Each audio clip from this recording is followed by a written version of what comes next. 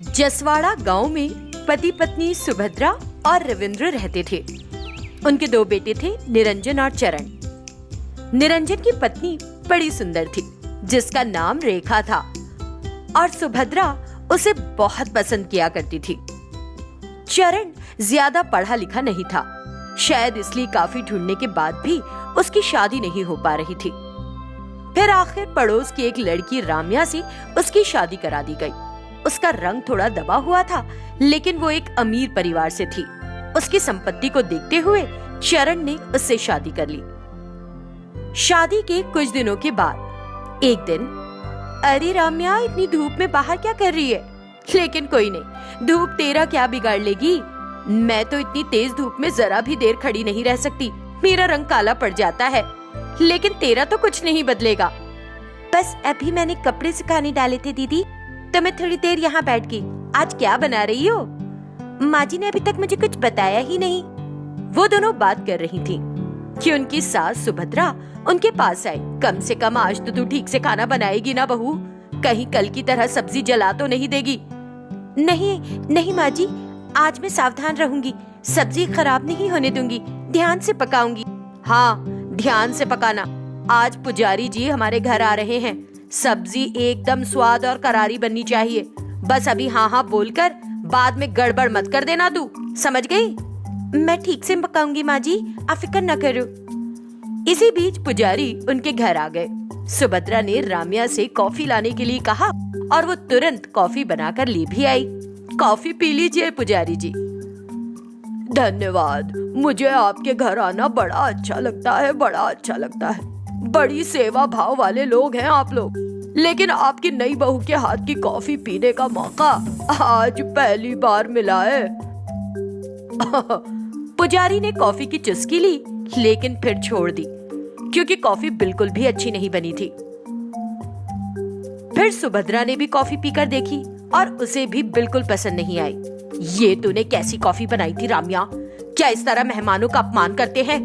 इतना कहकर सुभद्रा ने वो कॉफी गुस्से में राम्या के चेहरे पर फेंक दी। बहुत अपमानित महसूस कर राम्या सीधे अपने कमरे में चली गई और रोने लगी। पुजारी के जाने के बाद सास ने तुरंत राम्या को आवाज दी और उसे खड़े खड़े फटकारने लगी। तू आखिर करना क्या चाहती है? मैंने तुझसे क्या कहा था और तूने क्या किया? अभी मैंने तुझे इतना समझाया था कि ध्यान से खाना बनाना, आज पुजारी जी के सामने तूने तो मेरी नाक ही कटवा दी। अरे दीदी, चलो बहुत हो गया रोना धोना, इस कमरे को साफ करो।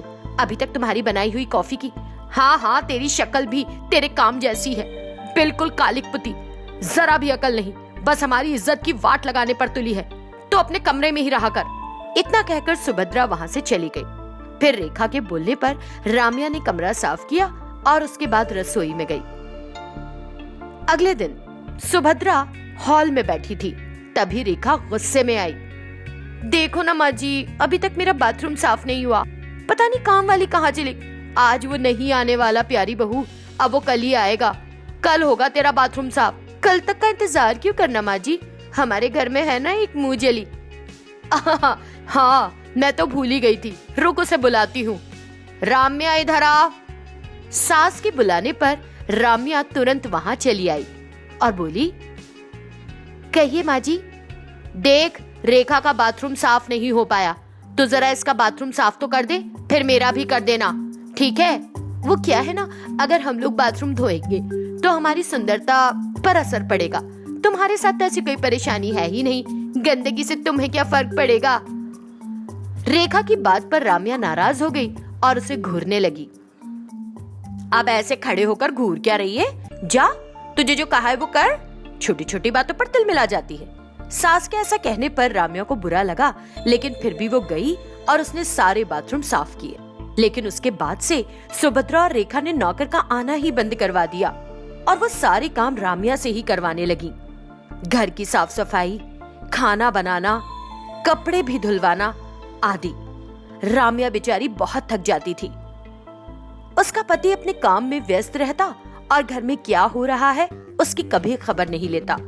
काफी समय तक रेखा और सुभद्रा राम्या को इसी तरह सताते रहे। एक साल बीत गया, दोनों बहुओं को संतान पैदा हुई। रेखा के बच्चे का रंग सांवला था और राम्या का बच्चा गोरा पैदा हुआ था। बच्चों को देख सुभद्रा हैरान रह गई। क्या बात है, तेरा बच्चा गोरा होना चाहिए था। लेकिन ये तो एकदम, हाँ माँ जी, मुझे भी बहुत बुरा लग रहा है। मेरा बच्चा इस तरह का क्यों पैदा हुआ, समझ नहीं आ रहा। अब मैं अपने बच्चों को सबको कैसे दिखाऊंगी, सब लोग बातें बनाएंगे, समझ नहीं आ रहा। वहाँ राम्या का बच्चा एकदम सफेद पैदा हुआ है, सब उल्टा पुल्टा कैसे हो गया। वो दोनों ऐसे ही बात कर रहे थे कि राम्या वहाँ आ गई।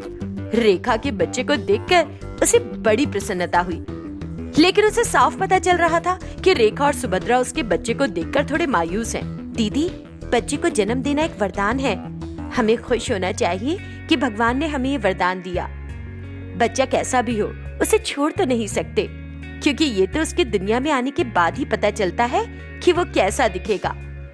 उसी ने आपको एक माँ बनाया है। बच्चे को देखकर खुशी से मुस्कुराइए, दुखी ना होइए इस तरह। मुझे तो बड़ा अजीब लग रहा है, अब ये बच्चा हमेशा मुझे छोटा महसूस कराएगा। शायद ईश्वर ने मुझे तुम्हारे सताने की सजा दी है। मैंने सच में गलत किया तुम्हारे साथ, मुझे माफ कर सको तो मेहरबानी समझूंगी। मेरी प्यारी बहुओं, चलो अब ये सब छोड़ो। तुमने मुझे पोता पोती दिए, मुझे और क्या चाहिए, मैं तो बड़ी खुश हूँ।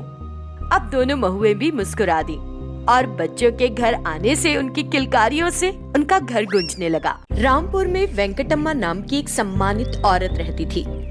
उसके पास काफी संपत्ति थी और वो एक अमीर परिवार की बहू की तलाश में थी, लेकिन जैसी उसकी इच्छा थी वैसा हो न सका। एक दिन उसका बेटा एक गरीब परिवार की लड़की से शादी करके उसे घर ले आया। पहले दिन से ही वो बहू जलजा को पसंद नहीं करती थी। एक दिन की बात है, देखो बहू, मेरे बिस्तर का गद्दा कितना गंदा है। तुम रोज मेरे कमरे की सफाई करती भी हो या नहीं? माँ जी, मैंने नौकर से कहा था कि वो आपके बिस्तर को रोज साफ कर दिया करे। क्या वो सफाई नहीं कर रहा? तुम खुद को समझती क्या हो? मैंने तुमसे सफाई करने के लिए कहा था ना। एक अमीर परिवार की बहू बनकर तुम्हारा दिमाग 7वें आसमान पर चढ़ गया। ऐसा मत कहिए माँ जी, आप जो भी कहती हैं मैं तो वही करती हूँ। अच्छा, नौकरों को देखना नहीं पड़ता है क्या? लेकिन तुम क्या जानो ये सब। मेरे बेटे ने मेरी बात नहीं मानी और तुम्हें शादी करके ले आया, लेकिन मेरे लिए तुम भी इस घर के नौकरों में से ही एक हो, जब से तुमने कदम रखा तब से। प्लीज माँ जी, इस तरह की बातें मत कीजिए।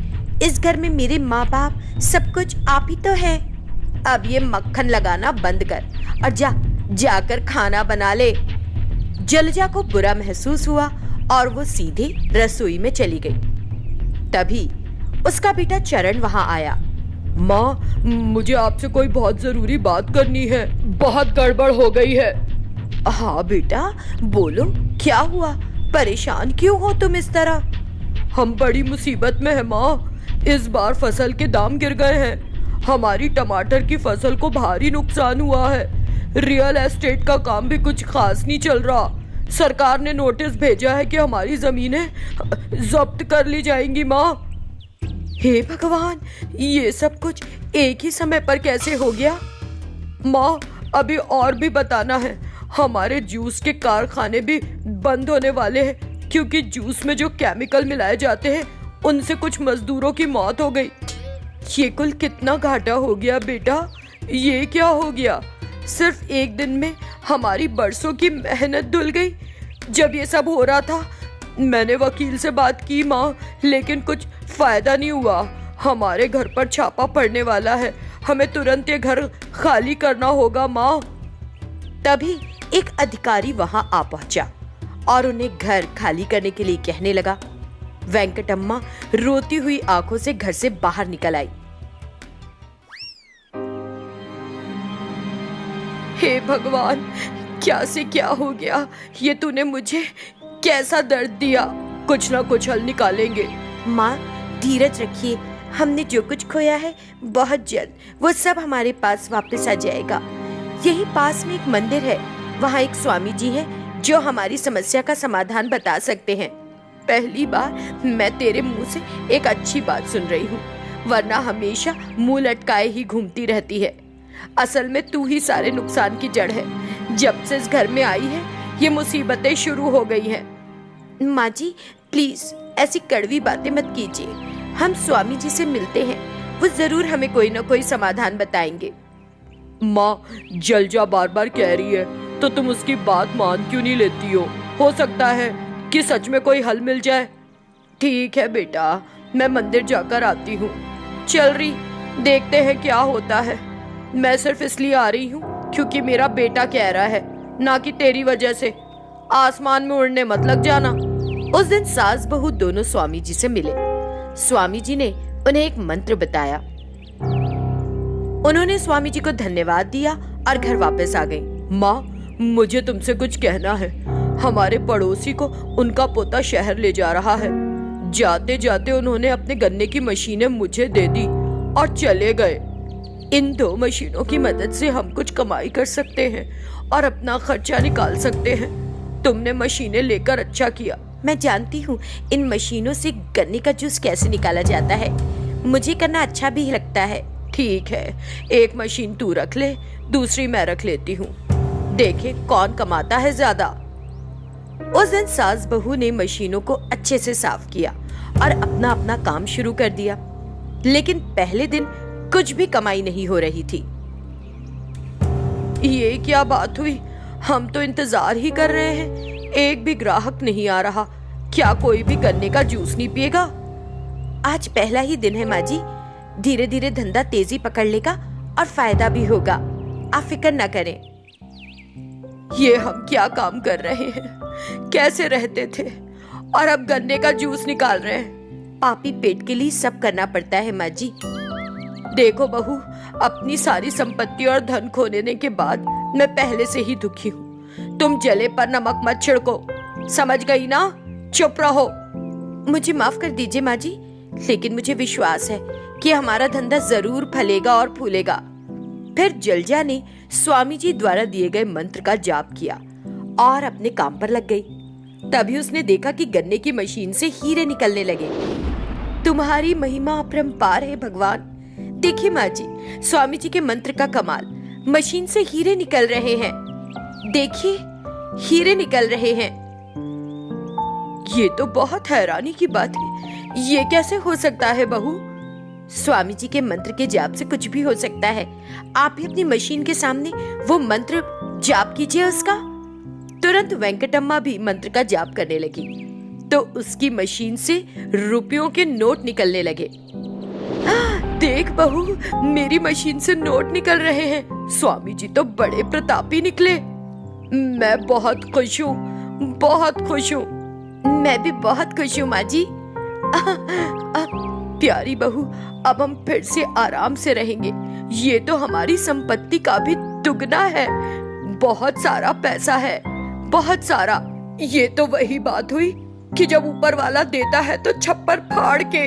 ये सब स्वामी जी के कारण हुआ है। नहीं बहू, ये सब तुम्हारे घर में आने की वजह से हुआ है। मैंने अपनी बातों से तुम्हें बहुत सताया और चोट पहुंचाई। प्लीज ऐसा मत कहिए माँ जी, ये हम सबका घर है। आप मेरी माँ जैसी हैं। क्या आपको मुझे कहने का कोई हक नहीं? वेंकटम्मा जलजा की बात पर मुस्कुरा दी। खुद पर आई मुसीबत का मिलकर सामना करने के बाद जलजा और वेंकटम्मा के आपसी रिश्ते भी संवर गए।